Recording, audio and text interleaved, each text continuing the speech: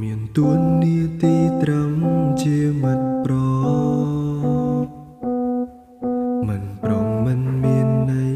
ថាសង្សារគ្រាន់តែនៅចាំទីឲ្យជីវ៉ាជួយគូបកងស្នេហាឲ្យគេទេ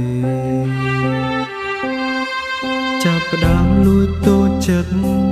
លួងខ្លួនឯងពេលគ្មានគេចង់យំចាំបាច់យកគេបង្ហាត់អ្វី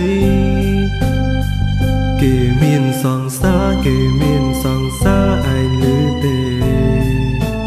បើស្រឡាញ់គេដែរធ្វើមេអន់ដែលធ្វើអីគេស្គាល់គ្នាហើយគេជួបគ្នាហើយមកទួញយំគឺគ្មានន័យ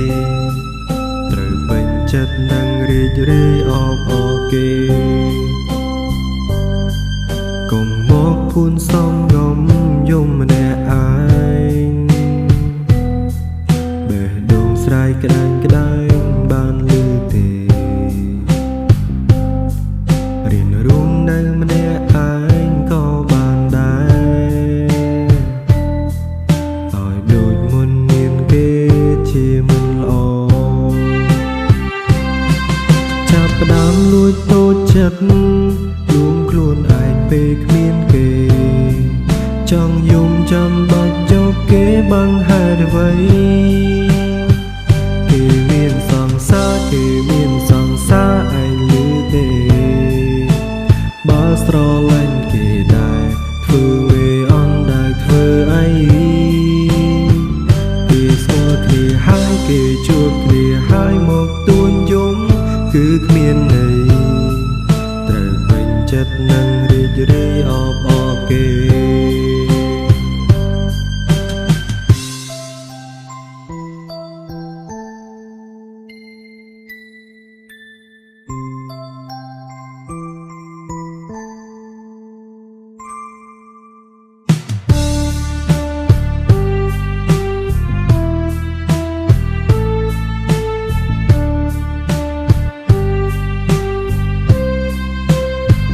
គេមានសង្សារគេមានសង្សារឯងឮទេ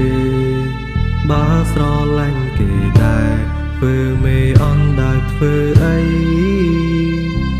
គេស្គាល់គ្នាហើយគេជួបគ្នាហើយមកទួញយំគឺគ្មានន័យត្រូវពេញចិត្តនឹងរីករាយអបអរគេគេមានសង្សារគេមានសង្សារឯងឮទេបើស្រឡាញ់គេដែរធ្វើមេអន់ដែលធ្វើអីគេស្គាល់គ្នាហើយគេជួបគ្នាហើយមកទួញយំគឺគ្មានន័យត្រូវពេញចិត្តនឹងរីករាយអបអរគេត្រូវពេញចិត្តនឹងរីករាយអបអរគេ